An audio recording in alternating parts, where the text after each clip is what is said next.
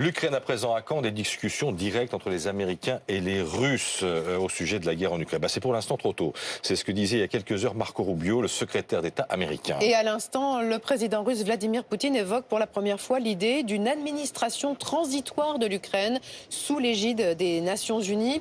À Paris, les alliés européens de l'Ukraine se sont prononcés hier à l'unanimité contre la levée des sanctions imposées à la Russie.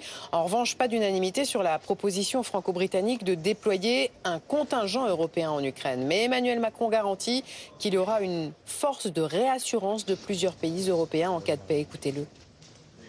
Elles n'ont pas vocation à être des forces présentes sur la ligne de contact. Elles n'ont pas vocation à être des forces qui se substituent aux armées ukrainiennes. Mais ce seraient des forces de quelques États membres présents, parce qu'il n'y a pas unanimité sur ce point. Certains États n'ont pas la capacité de le faire, d'autres, le contexte politique qui le leur permet, ou l'accord.